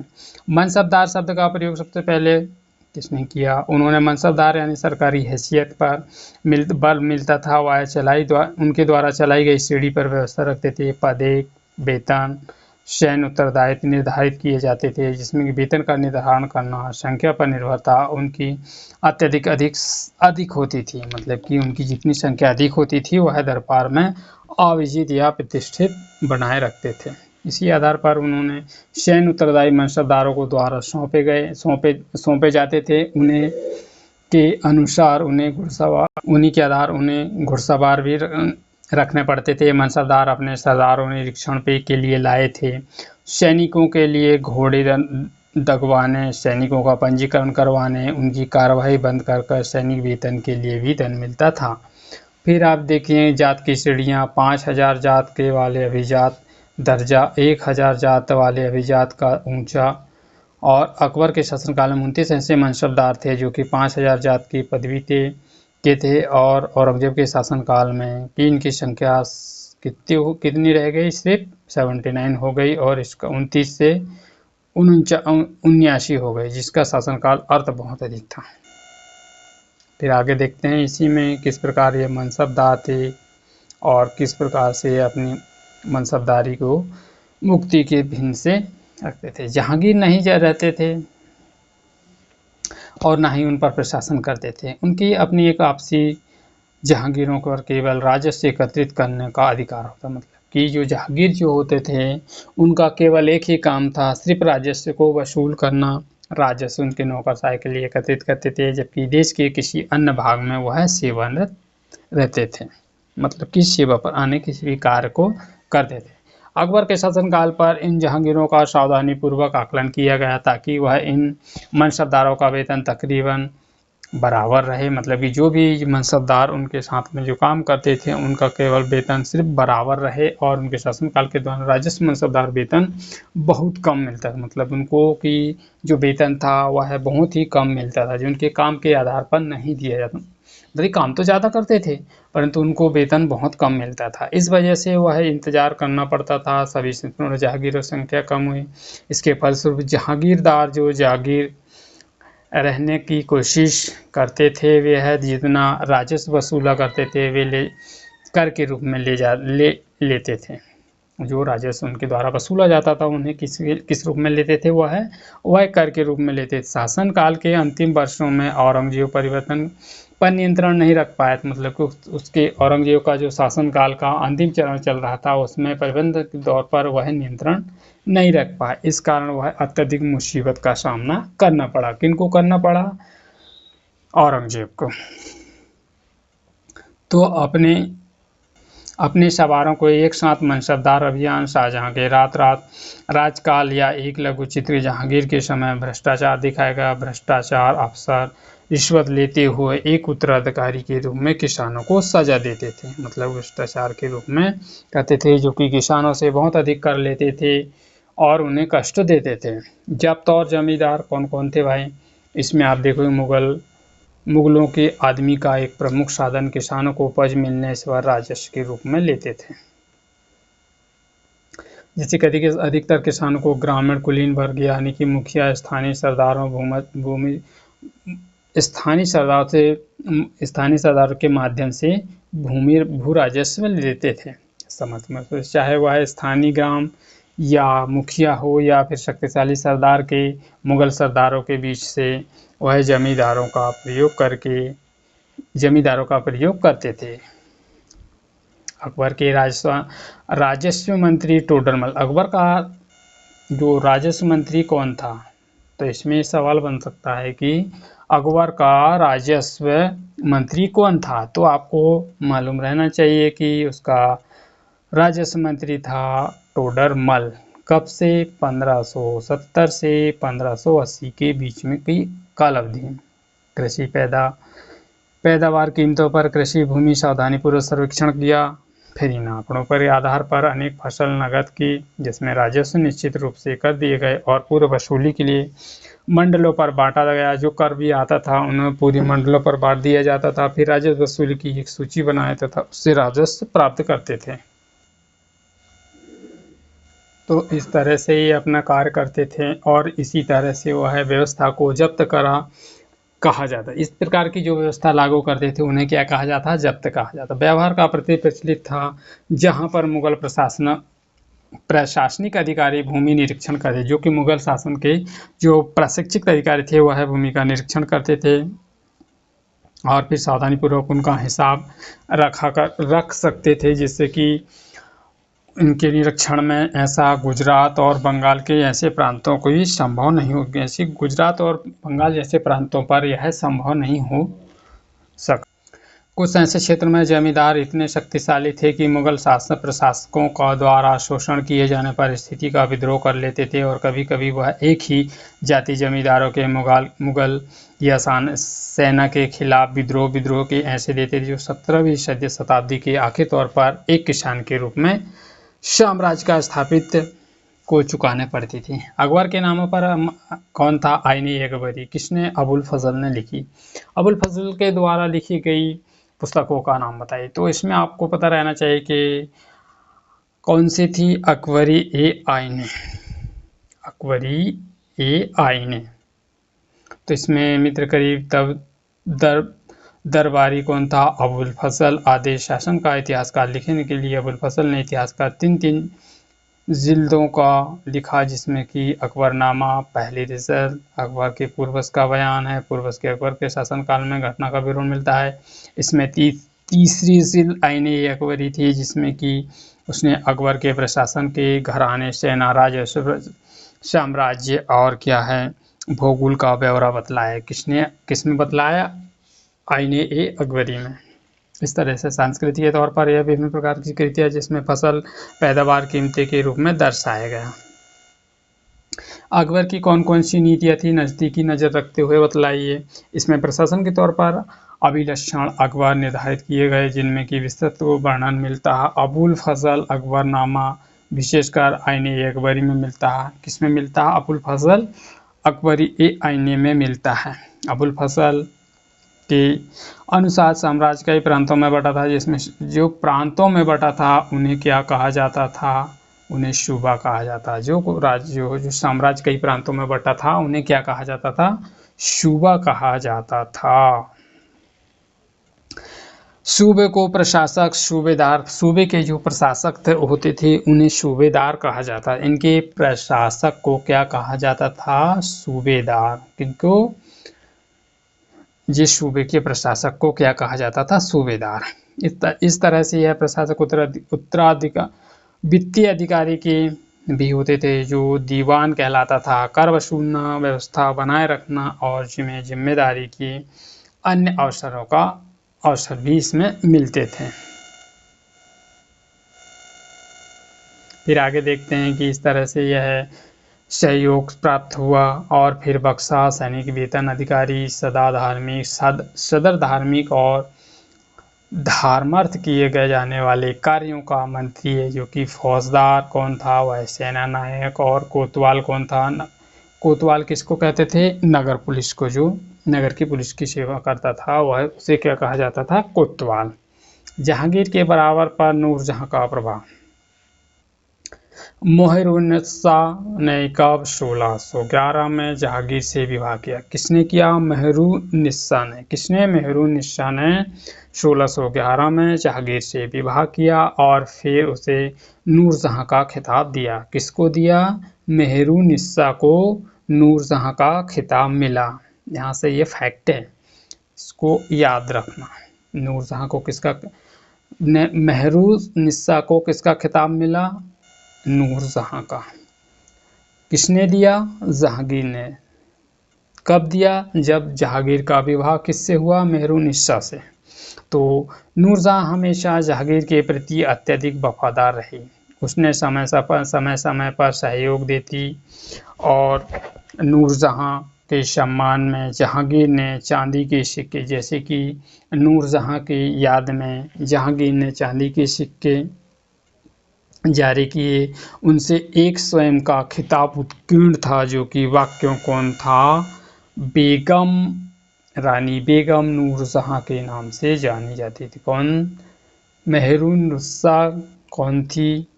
मोहरुन्निसा वह थी, कौन थी? वह नूरजहां। फिर नूरजहां को किस नाम से जाना जाता था? रानी बेगम नूरजहां के नाम से ही जाना जाता था या गढ़ा गया। इसमें बाईं ओर आपको दिखाए गए दरवाजे के नूरजहां के जारी द्वारा किए गए आदेश फरमान थे, जिसमें कि नूरजहां ने जो आदेश फरमान दिए थे कौन से? चौकोर मोहर बनाई थी, मतलब कि इस टाइप से ये चौकोर मोहर बनाई थी, इसमें विभिन्न चिन्हों से अंकित किए। और यह उद्यत बताती महारानी नूरजहां कौन थे? फतशाह बेगम के आदेश मोहर के अनुसार जहांगीर प्रताप रानी महारानी चंद्रमा जैसी वैभवशाली बनी, और यह कामना करना नूरजहां का फसाद का सर्वप्रथम कार्य था। फिर इसमें आप देखते हैं महानता था ऐसा व्याख्यान, जिसमें ये कदम के कहे गए आशा और इसमें कोई उठाए गए कदम के बारे में स्वीकार किया गया। अकबर की अभिजात बड़ी बड़ी सेना, जिसमें संचालन करने बड़ी मात्रा में राजस्व के खर्च कर सकते थे, जब तक कि वह वफादार थे। शासन सफलतापूर्वक चलता था। शास्त्री का कई अभिजातों में अपने शासन तने बुने हुए थे। साम्राज्य में उनकी वफादारी निहत्तों के कमज़ोर पड़ गई। जैसे कि 1570 ईस्वी में अकबर ने सीकरी, कौन था, फतेहपुर सीकरी में था। कब, 1570 में अकबर कहाँ पर, फतेहपुर सीकरी में था। उसमें ब्राह्मणों के साथ जेsuit पद्धति के रोजा कैथोलिक और फिर जरदुश्त धर्म के अनुयायी के साथ धर्म के मामले में चर्चा शुरू की, और चर्चा की इबादत खाना में जो चर्चा करते थे वहाँ कहाँ करते थे, इबादत खाना में, जो अकबर की रुचि के व्यक्ति के इसमें धर्मों के रीति रिवाजों के साथ साथ विचार विमर्श करते थे। मनताशा का प्रबल देते थे, वह कट्टर होते और उनकी शिक्षाएं भी प्रजा के बीच में असमंजस पैदा करते थे। किसकी, जो विद्वान वहाँ रहते थे, जो इसमें कीर्ति विद्वान जो धार्मिक कीर्ति का करते थे, उसमें जो शिक्षाएं वह कट्टर होती, तो उन शिक्षाओं को कारण करने के कारण वह उनका जो विभाजन करते थे वह असमंजस पैदा कर देते थे। इसके अनुसार अकबर को सुलह-ए-कुल सर्वत्र शांति के विचार की ओर ले गए और सहिष्णुता की यह धारणा विभिन्न अनुयायी में अंतर नहीं करती थी, अपितु जैसे कि इसमें बतलाया गया है, चित्रवादक खान अकबर में विभिन्न सभी लोगों के साथ बैठकर चर्चा करते थे, जिसमें कि एकजुट होकर पदाधिकारियों और पहचान सकते हैं, जिसमें कि अकबर सभी को उपदेश देते हैं। केंद्र बिंदु सिद्धि के आधार पर सर्वप्रथम कौन थे, लागू की जा सकती थी, जिसमें कि केवल सच्चाई, न्याय और शांति मिले, ऐसे न्याय देते थे अकबर, जिसमें कि केवल सच्चाई, न्याय और न्याय मिले। जैसे कि अकबर बैठे, उसके सभी मंत्रीगण हैं, सभी मंत्रीगण बैठ कर के वह विचार विमर्श करते या चर्चा करते हैं, जिसमें कि फसल कुल के विचार, नए विचार आधारित शासन बनाने की मदद मिली, जिससे विद्वानों के आधार पर शाहजहां ने अपनाया है। इसी विचारों को किसने अपनाया, शाहजहां। अकबर के संस्कृत ग्रंथों में फारसी अनुवाद और करवाया, जिसमें कि उन्होंने फतेहपुर सीकरी, मतलब खाना अनुयायी और स्थान, महाभारत के रामायण, लीला, योग विचार आदि के बारे में संस्कृत ग्रंथों के अनुवाद किए, और फिर रजनामा, और जो कि महाभारत में पारसी अनुवाद किया, महाभारत को पारसी में अनुवाद किया, किसने, रजनामा ने। इसमें सुलह-ए-कुल क्या है, अकबर के सुलह-ए-कुल की कीर्ति तथा पुत्र जहांगीर के लिए वर्णन किया, किसने, अकबर ने। ईश्वरीय अनुकंपा विस्तृत आंचल और उनके धर्मों के अनुयायियों की जगह पर इसलिए है, वह साम्राज्य के किसी भी केवल और धर्म के विरोध में धर्म के अनुयायी तरह तरह पर विचार करने लगे, जिस पर असहिष्णुता मार्ग बंद था। वह सुन्नी, शिया और मस्जिद इकट्ठा करने थे, जिसके कारण सऊदियों और यह गिरजे के प्रार्थना करते थे। तो इस तरह से 17वीं शताब्दी और उसके पश्चात मुगल साम्राज्य किस तरह से चलता रहा है। जैसे मुगल साम्राज्य के प्रशासनिक, सेना, कुशलताएं, फलस्वरूप धार्मिक, वाणिज्य समृद्ध और वृद्धि हुई। विदेशी यात्रियों ने वैसा ही धनी बताया, जैसे कि कहानियों में वर्णित किया, किसमें, भारत को। जिस तरह से वह विदेशी यात्रा करते थे कि यहाँ पर बहुत है, इसीलिए भारत को पुराने ज़माने में सोने की चिड़िया के नाम से भी जाना जाता था। इसमें शाहजहां शासनकाल में 20वीं सदी दस्तावेजों में से पता चलता है कि मनसबदार जिनके उच्च पद, जिसमें कि 8000 से 445 ही रह गए, जो कि 8000 थे, उसमें से कुल कितने रह गए, 445। कुल मनसबदारों में एक छोटी इकाई थी, जिसे 5.6% से अनुमानित राजस्व मिलता था, जिसमें कि 61.5% उनके राजस्व और परिवार उनके सवारों के वेतन के रूप में दिया जाता था। मुगल साम्राज्य और उनके मनसबदार पर अपने बहुत से वेतन दिए, बहुत से लोगों को वस्तुओं पर लगा देते थे, खर्चों, शिल्पकारों, किसानों लाभ देते थे, उनको लाभ, फसलों से जो उनको बहुत लाभ होता था, जैसे कि वस्तुओं में फसल की पूर्ति करते थे, परंतु राजस्व भार इतना अधिक उत्पादन को किसान, शिल्पकार के पास निवेश करने के लिए धन बचता था। जो बहुत गरीब थे उन्हें मुश्किल पेट भर पाते थे। जो मतलब कि इसका कहने का मतलब ये हुआ कि जो बहुत गरीब वर्ग था उनको पेट भर पाना ही बहुत मुश्किल था, और जो उनके पास रहता था, तो उनको कर के रूप में वह वसूल लेते थे, जिसमें छोटे वर्ग के लोग जो होते उनको बहुत ही कठिनाई होती थी और वह कर देने में भी असमंजस महसूस करते थे। मुगल में कुलीन वर्गों के हाथों में जो धन और संसाधन थे, जिनके कारण वह 17वीं सदी के अंतिम वर्षों में अत्यधिक शक्तिशाली हुआ। जैसे कि मुगल साम्राज्य की सत्ता पतन की ओर बढ़ने लगी, मतलब कि कहने इस तरह से ये कर जब वसूलते थे, वह धीरे धीरे करके मुगल साम्राज्य वह धीरे धीरे क्या होने लगी, पतन की ओर बढ़ने लगी, जिस पर हैदराबाद के अवध ने प्रांतों पर नियंत्रण जमाया। धीरे धीरे करके अवध के नवाब ने हैदराबाद एवं अवध पर अन्य प्रांतों पर अपना नियंत्रण स्थापित कर लिया। यद्यपि दिल्ली सल्तनत मुगल साम्राज्य में स्थान और इस तरह से यह विस्तार धीरे धीरे करके 8वीं-18वीं शताब्दी तक ही साम्राज्य की कई प्रांत अपनी स्वतंत्र राजनीतिक इकाइयों के रूप में बता चुके हैं, और इसके बारे में हम चैप्टर 10 में विस्तार पूर्वक चर्चा करेंगे। तो इसमें दिया गया है कि कुछ राज्य और रानियां कौन कौन सी 16वीं सदी में मुगल साम्राज्य के समकालीन भागों में महान राजा रानियां, जो कि अमोटन तुर्की शासन में 1520 से 1566 में शामिल थी। इसके पश्चात अमोटन राज्य का विस्तार हुआ, फिर यह धीरे धीरे हंगरी राज्य में मिला, फिर ऑस्ट्रिया को घेर लिया, और फिर इसके बाद बगदाद आया, फिर बगदाद को हाशिया में रखा। मोरक्को, अफ्रीका जैसे ऑटोमन, सुलेमान जैसे क्षेत्रों में वह धीरे धीरे करके उनके अपने प्रतिस्थापित होते गए, और पुर्तगालियों को जो चुनौती दी थी वह सम्राट के काल अब उन्हें विभिन्नतापूर्वक इन किताबों पर दिया गया है। जैसे कि शासनकाल में बड़ी संख्या में नियम कानून बनाए गए थे, लक्ष्य दिए गए थे, और तार्किक किसानों की बेगारी करने और उनके क्षत्रियों के ऑटोमन क्षेत्र में सर्वाधिक व्यवस्था का पतन हुआ, जैसे सुलेमान कानून का आदर्श के रूप में इस प्रकार से शासनकाल के रूप में याद कर सकते हैं।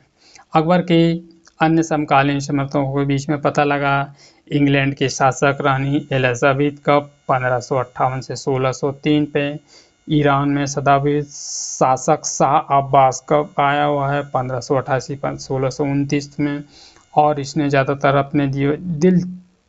अपने विवादग्रस्त रूसी शासक कौन थे, रूसी शासक इवान चतुर्थ बैसिलवेचिस कब थे 1530 से 1584 के बीच, इवान द टेरिबल के नाम से कुख्यात था। कौन? इवान टेरिबल के नाम से कुख्यात था। कौन था भाई? बैसिलवेचिस। यहाँ से फैक्ट के तौर पे याद रखना कि बैसिलवेचिस किसके रूप में जाना था, तो वह कुख्यात के रूप में। कौन? बैसिलवेचिस। इवान दे टेरिबल के नाम से कौन था? बैसिल, कुख्यात। याद रखिएगा। बाबर, अकबर और उसके बनने वाले शासन की उम्र और कल्पना करके आपके पैतृक संपत्ति के रूप में एक राजस्व प्राप्त करने पर आप अपने राज्य के स्थायी समृद्ध किस तरीके से बनाएंगे। तो इसमें दिया गया सही जोड़ी मनसब क्या होता है, मंगोल क्या होता है, सिसोदिया, राजपूत, राठौर, नूरजहां है, सूबेदार, इसके बारे में आपको मिलान करना है। मिलान करके आपको इसको जोड़ी को मिलाने की कोशिश करना। फिर इसमें कुछ खाली स्थान हैं, इनको पढ़िएगा और इसको भरने की कोशिश कीजिएगा। जैसे फर्स्ट वाला है, सेकंड है, दक्कन वाला में यदि जात के मनसबदार पद के वेतन और घोतक था जो तो सवार खाली स्थान में दिया जाता था, किस में दिया जाता था, इसके बारे में लिखना है। फिर बीच के शब्द हैं, मुगल क्या, मनसब क्या, जागीरदार क्या, जात क्या, सवार क्या, शुला ये कुल क्या है, ज्येष्ठ अधिकार क्या। ज्येष्ठ अधिकार मतलब कि जो राजा होता था उसका जो राज देते थे तो वह उसका जो ज्येष्ठ पुत्र होता था, मतलब कि उसका जो ज्येष्ठ या सबसे बड़ा जो पुत्र था उसको ही जो शासन मिलता था। शहदयाद, जब्त, जमींदार, इस तरह से ये सबको पढ़ के इनका आंसर देने की कोशिश कीजिएगा। मुगल राज के अधीन आने वाले केंद्रीय प्रांत कौन कौन से थे, मनसबदार और जागीरदार कौन थे, जैसे कि इन पे भी दिया गया है, ये क्वेश्चन को देने की क्वेश्चन आंसर देने की कोशिश कीजिएगा। मुगल प्रशासन में जमींदार की भूमिका क्या थी, इसके बारे में देखना आपको। शासन प्रशासन संबंधी अकबर के विचारों, निर्माण, धार्मिक विद्वानों होने वाली चर्चा कीजिए। मुगल ने खुद को मंगोल की अपेक्षा वंशज क्यों बोला, इसके बारे में देखना है।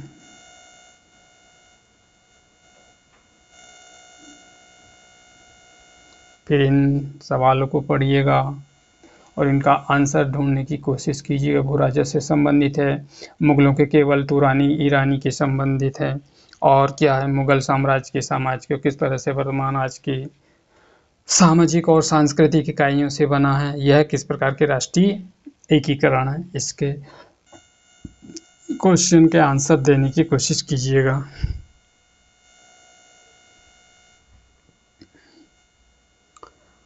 तो दोस्तों, ये था हमारा आज का क्लास 7 की एनसीईआरटी का पार्ट 3 और पार्ट 4, जिसमें हमने आज विस्तृत पूर्वक चर्चा की है। फिर कल देखेंगे, कल या परसों जब भी आएगा था हम उसमें देखेंगे पार्ट 5 और पार्ट 6, मतलब चैप्टर 5 और चैप्टर 6 के बारे में विस्तृत पूर्वक चर्चा करेंगे। यदि आपको वीडियो अच्छी लगी हो तो लाइक कीजिएगा, शेयर कीजिएगा, सब्सक्राइब कीजिएगा और मेरे चैनल के बेल आइकन बटन को प्रेस कर दीजिएगा, जिससे कि मेरी आने वाली वीडियो की नोटिफिकेशन आपको मिलती रहे। हाँ दोस्तों, एक चीज़ और, वीडियो को आप पूरा नहीं देख रहे। वीडियो को पूरा देखोगे जभी तो इसमें से कुछ ज्ञान प्राप्त होगा, क्योंकि खाली तो ठीक है, देख लीजिएगा। ओके बाय, जय हिंद।